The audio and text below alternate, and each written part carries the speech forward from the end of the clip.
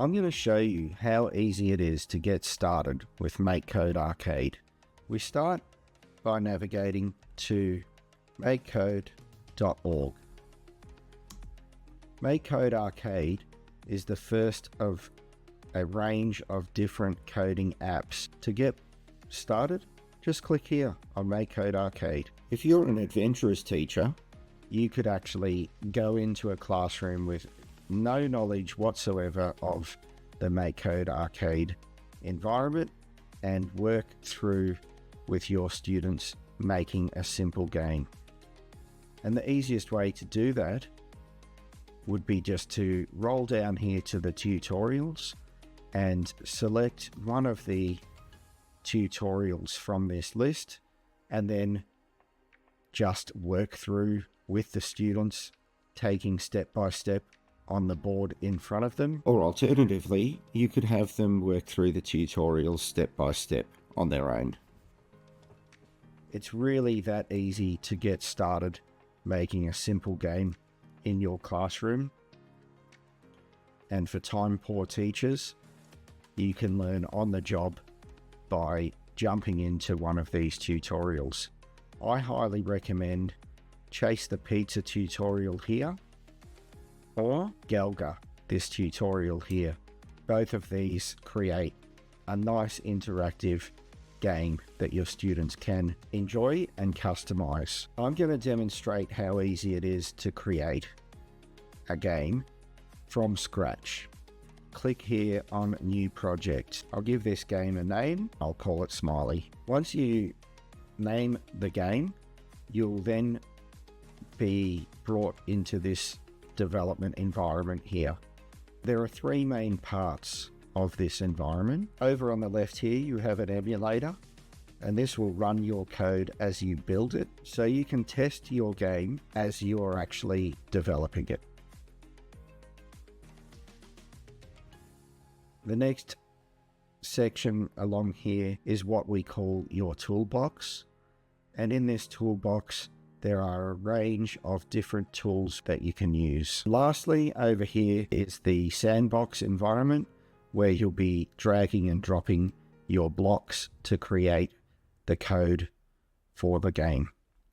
It is worth noting here that you can actually switch between blocks and JavaScript, as well as Python. For the benefit of all beginners though, I'm going to demonstrate how to build this simple game using the block coding. To begin with, I'm going to create a sprite. I'll drag this set my sprite to sprite of kind player and put this straight here in the onStart loop. To create artwork for the sprite, click here on this little grey box. That will open up the sprite editing tool. For people wanting to get quickly involved without drawing a character, you can select from a whole range of assets in the gallery, or you can create your own character, which is what I'm going to do. And since we've got a game called Smiley, I think a smiley face will be appropriate.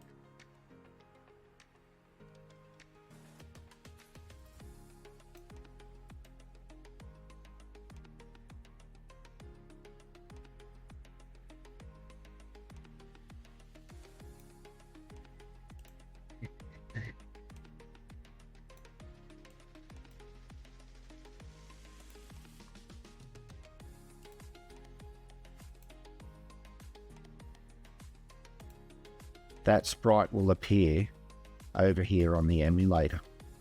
The next step, of course, is to make the sprite interactive in some way.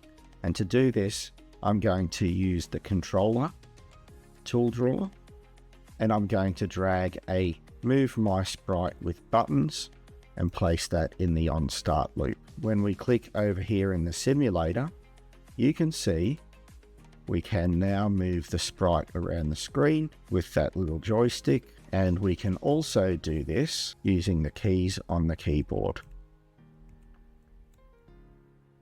If you're doing this with students, students will very quickly learn that they can get the sprite to disappear off the screen, and then it can be very hard to try and get that sprite back again onto the screen. When that happens, a quick reset of the emulator here will start the game over again. And the next step we can do is actually confine my sprite to stay in the screen. And you can do this from the sprites tool drawer. Scroll down in this list, and there is a block here which is set my sprite stay in screen on. And now, no matter how much you try, you won't be able to get that sprite to go outside of the screen area. At this point in time, some students might like to set a scene graphic, and to do that, you can click on the tool drawer here, and you can drag this block, set background image to.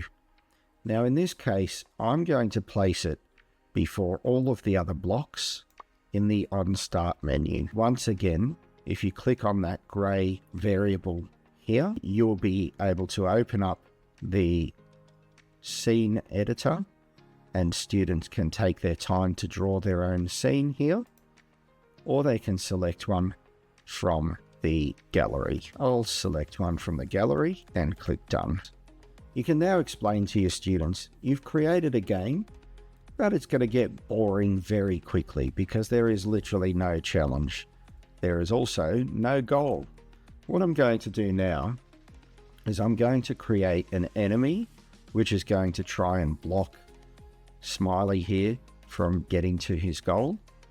And I'm also going to create some goals for Smiley to achieve so that we can actually work towards a win or lose outcome in this game. First of all, I'm going to create an enemy sprite. To do this, I'll create a sprite here. I'll use a set my sprite to, and I'll drag that into the on start loop here.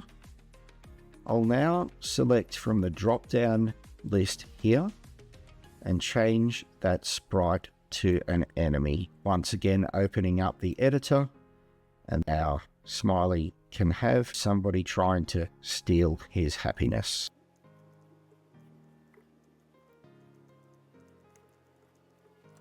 Since our player is already spawning in the middle of the screen, it would be better for this sprite to spawn somewhere else. To do this, what we can do is use the sprites tool drawer again, and we can set a sprite position to somewhere on the screen. We're going to ask my sprite to spawn, I'd say over here in the bottom right hand corner of the screen. And you can see there now that our frowny face has spawned in the bottom right of the screen. It's good practice at this point in time to talk with your students about variable naming. Naming the variables early on in the development of the game is likely to avoid a lot of challenges later on as games start to get more complicated. I'm going to demonstrate how to rename each variable. It's really quite simple. We go to the drop-down menu and we can click here on the rename variable. Instead of having my sprite and then my sprite 1, my sprite 2, my sprite 3, which can get quite confusing, I'm now going to name our player Smiley, and you'll see there that all instances of that variable throughout the program have been renamed. Likewise, I will do the same here with my sprite 2 is now going to become Frowny. Frowny is going to try and take away Smiley's happy. In order to do that, Frowny has to catch happy. We can go back to this sprites tool drawer now, and we can drag and drop this block here, which says set my enemy to follow my sprite. And if we drag and drop that straight here into that loop, you will see, first of all, that block has thrown up an error. MakeCode Arcade has a very good error identification system, and each block which has an error will come up with this exclamation mark. If we click on that little exclamation mark, we will get a detailed explanation of what's going wrong here. In this case, my enemy is never assigned. So what we're going to do is select the correct variable name, which is Frowny, and we have now cleared that error. We still have another error, and once again, the variable my sprite is never assigned. In this case, we're going to change that to Smiley, and when the game reloads over here, you'll see if I move Smiley around, Frowny is going to follow wherever he goes. By expanding this plus sign here, we get a little bit more control over how that interaction takes place.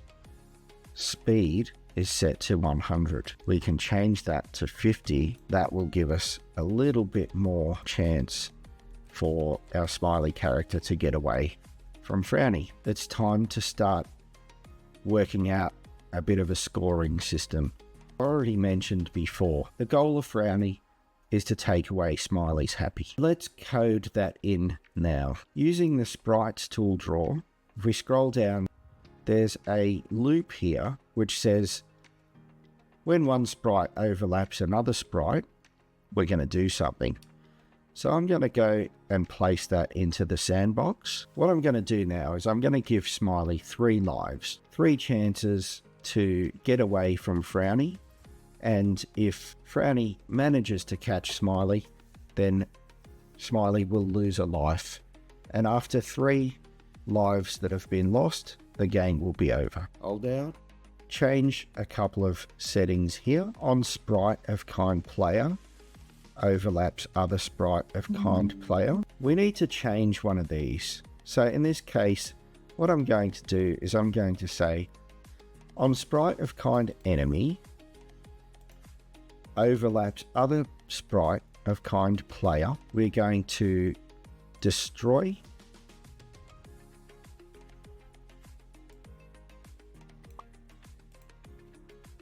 Smiley. We're going to change the game info to change life by -1. Now, MakeCode Arcade defaults to the value of life at the beginning being 3, and I'm going to leave it as that. What I'm going to do now is I'm going to duplicate the entire onStart loop and place a copy of that over here.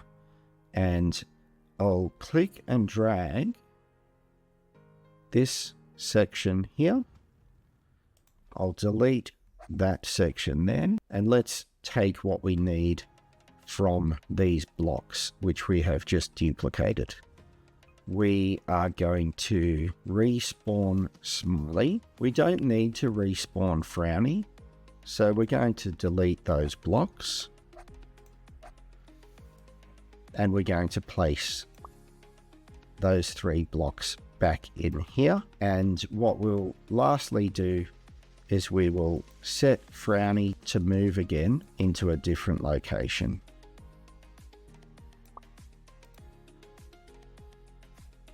In this case, maybe the top over there.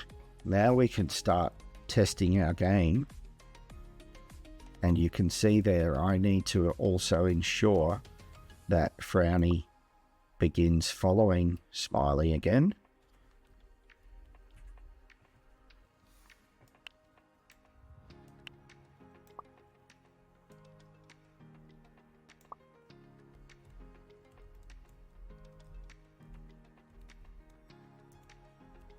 If we get caught out 3 times, then MakeCode Arcade reports the game is over. What we want to do is we want to actually create a condition here where the game can be lost. So on info here, we can drag this on life 0 block, and then under game, we can say game over, lose. Now we have Frowny chasing Smiley around the window.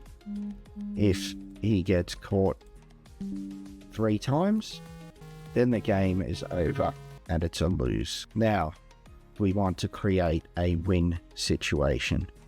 So we need to invent something that Smiley is going to chase, which makes them happy, and it's going to add to their score. I'm going to go to the game drawer here, and I'm going to go and drag this on-game update loop into the sandbox. And I'm just going to change that to 1 second. So what this means is that the code inside of this loop will run every second.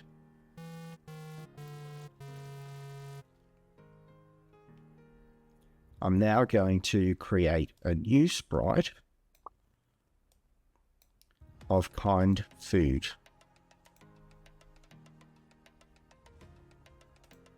And once again, using the editor, I'm going to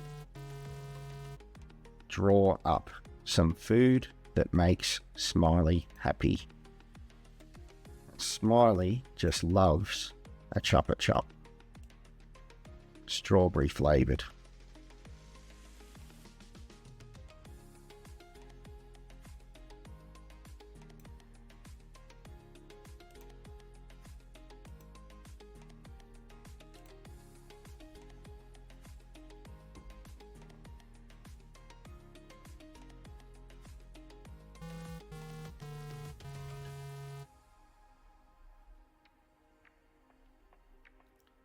For best practice, we should rename that sprite now, and we're going to call that Lollipop.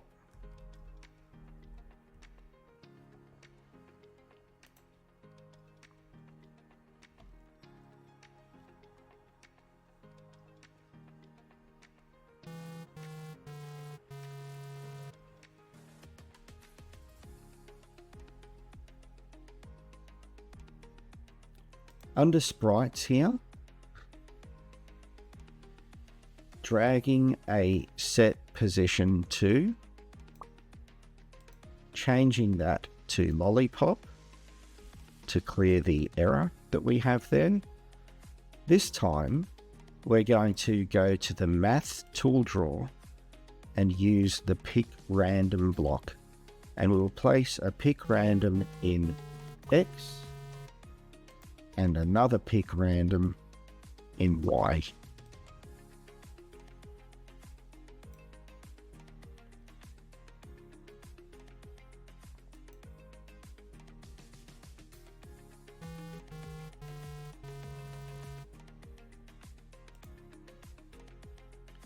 The width of the emulator is 120, so I'll pick a random between, let's say, 2 and 158. And the reason why I'm using numbers within the bounds of the screen is because I'd like those lollipops to appear within the screen completely. And then with Y, between 2 and 118.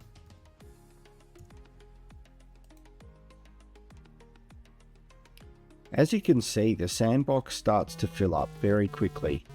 Fortunately, MakeCode allows us to zoom in and out of our code, giving us a bit more real estate to play with.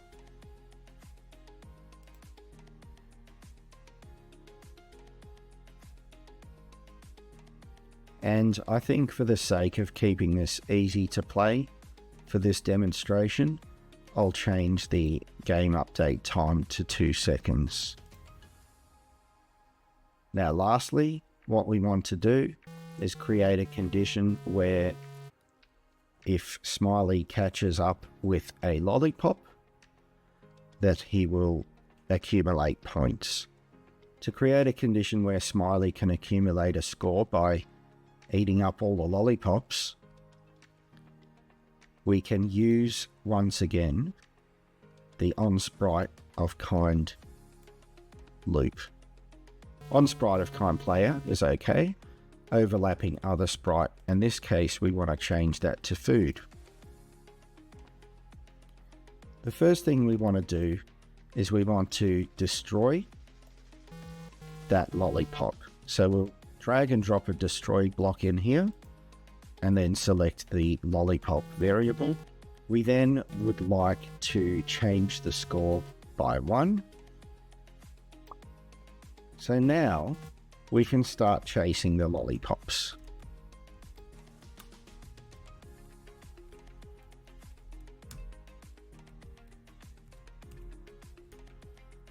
A little bit of a bug in this game is that if you don't catch each lollipop within the 2-second time period, then there'll be additional lollipops on the screen. A way we can fix that is we can destroy all sprites of kind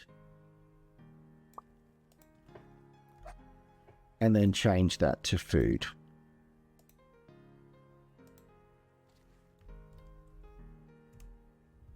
And you can see there, every time we catch a lollipop, if there are more than one on the screen, then all of them will disappear.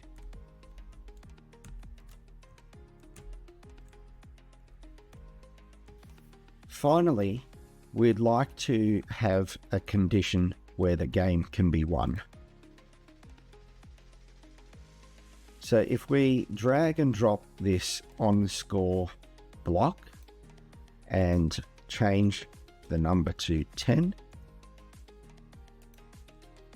then I'll use the game block game over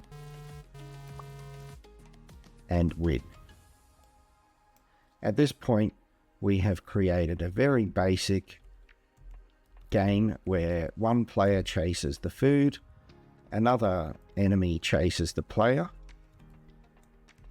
If we can accumulate 10 pieces of food before being caught out by the enemy, then we will have a game over win situation.